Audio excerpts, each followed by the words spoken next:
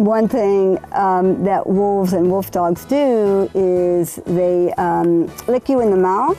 If they taste your saliva, that's how they know if you're a member of their pack. And they will never forget that. That chemical composition, they know.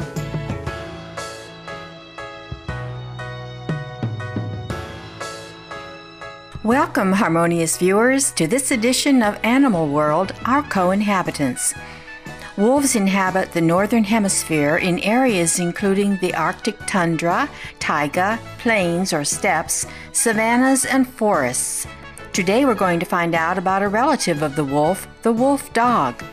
But before we begin, what exactly is a wolf dog?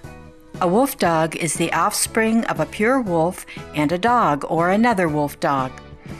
Naturally, there are similarities and differences between wolf dogs and their regal wolf parent.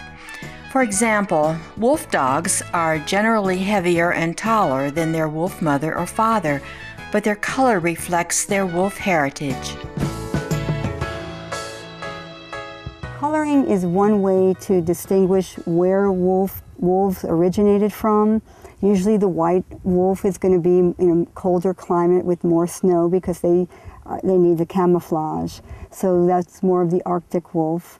And then you also see timber wolves, and they're going to be able to blend into a more forested environment. As you can see with Soren, you can barely see him in the trees there because he blends in so well, and he's part timber wolf. And the coloring on a wolf dog is very significant. They almost always have golden eyes, although some dogs have golden eyes as well. And they always have a black nose. They never have any other coloration in the nose, like some other dogs will have different colors to their noses. I lost it. The black coat. Oh, yes. Yes. The black coat is a remarkable adaptation. And they start off as black. And in this case, with Cloud, she's what we call a black phase, and she will eventually turn completely gray. Her mom's completely gray, and she started out again as a black phase, completely black. So.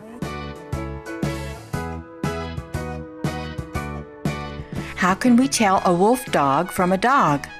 For starters, a dog normally holds his tail in the air, but what does a wolf dog do? Like on Soren, his tail goes completely straight down. So a straight down tail is one of the telltale marks. As you breed dogs out of wolves, you'll always get a curly tail. And the further you get from a wolf, the curlier the tail. Because as you can see, wolves have very long, elongated snouts. Short nose are more like bulls, terriers, Labradors, chows, Chihuahuas, and they all have very curly tails. So short nose, curly tail is very, very far away from a wolf. And a dog that looks like a wolf, you can look for fur in the ears, yellow eyes, the size of the canines, the shape of the snout, and then the tail is also a giveaway. In addition to all that, they also have an additional gland on the top of the tail about 4 inches down. They usually have a diamond coloration, and it's a secretor. What it allows them to do is to mark their territory without lifting their leg. Because in the wild, to lift your leg to mark something makes you very vulnerable. So wolves have developed this gland on the back of their tail that allows them to just whip their tail around a bush as they go by and mark their territory. Wolves live together in groups called packs with 2 to 30 members, with an average pack size being 10 wolves. Wolves are very family-oriented, and they have a hierarchical social structure. This system helps to reduce conflict and promote order. At the bottom of the hierarchy are the happy wolf pups, whose status allows them to have social freedom and many privileges. All members of the pack take responsibility in caring for the babies. Wolf dogs also follow this model.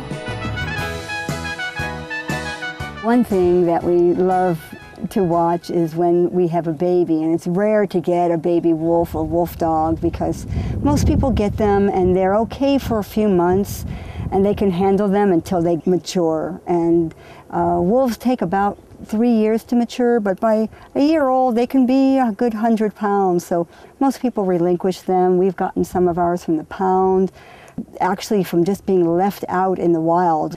But one thing that we love is when we do get babies, which is rare, like I said, and to watch how they form the social structure, their families, and they immediately incorporate babies into their families.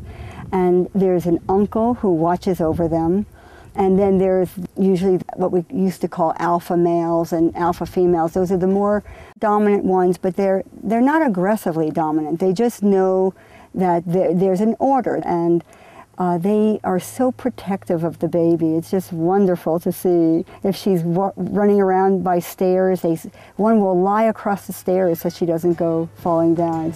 It's really remarkable. Although wolves are often thought to be aggressive, they are actually docile and prefer harmony, integration, and peaceful relationships. Wolves are extremely non-aggressive, and there's just been so many myths about them. I mean, fairy tales and, all kinds of stories. I mean, we effectively extinguished them from the lower 48 states, and it's just so fortunate that we have reintroduced them now to several states. But wolves have never attacked humans, and I've never been aggressive with them. There might be some wolves who will be avoidant of humans, rightfully so, but they'll find their ways to make sure that they don't have contact whenever possible.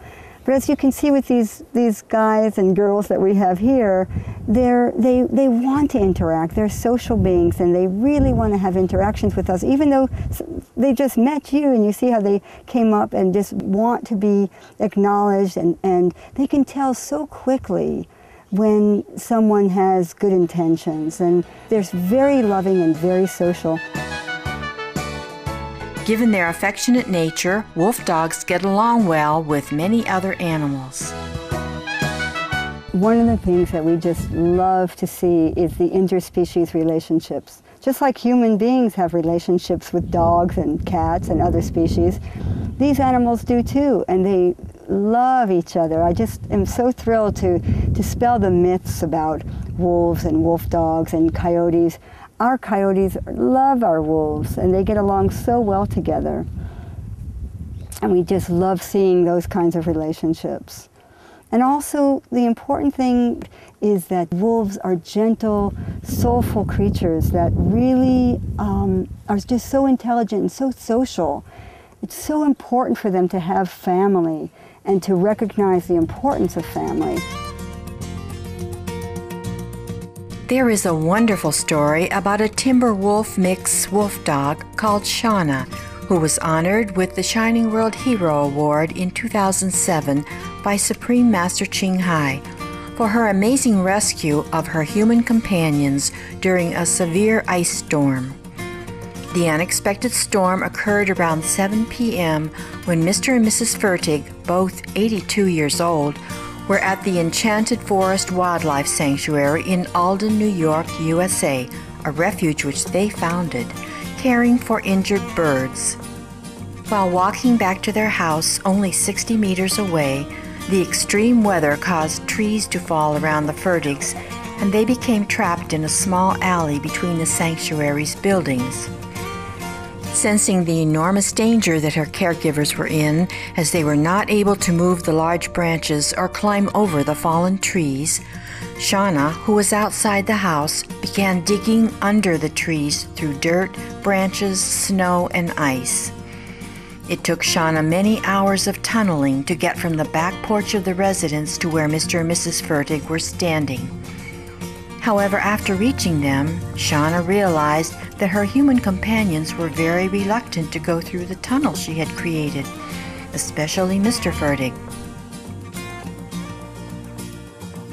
Knowing the seriousness of the situation, Shauna waited no longer and pulled Mrs. Fertig onto her back, with Mr. Fertig quickly grabbing onto his wife's ankles to follow her and Shauna.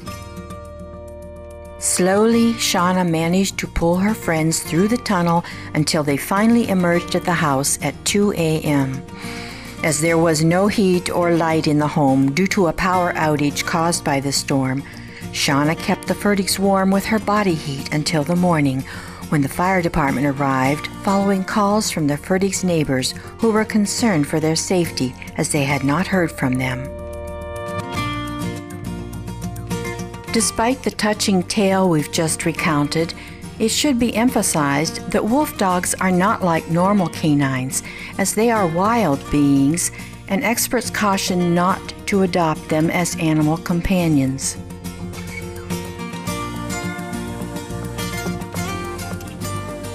Shelters can't adopt out anything that has wolf content in them. And people, for whatever reason, want to have some wolf, some part of the wild. We're so divorced from the wild in our everyday lives. We don't realize that we could go out into nature and be part of the wild and not have to own a piece of it. The most important message I hope that people get is the importance of keeping our ecosystems intact and making sure that we as humans don't interfere too much, or hopefully it's not too late already, but to allow wild animals to be free, and when we can't because they've been bred in captivity, to make sure that they get to live out their lives in a reasonable environment.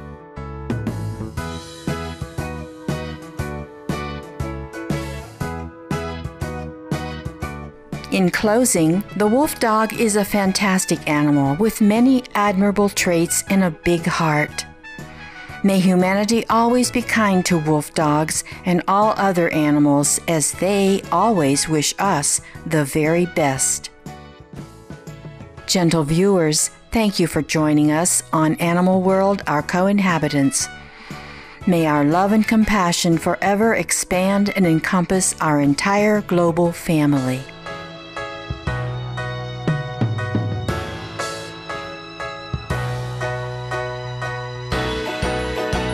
For more details, please visit www.suprememastertv.com/AW.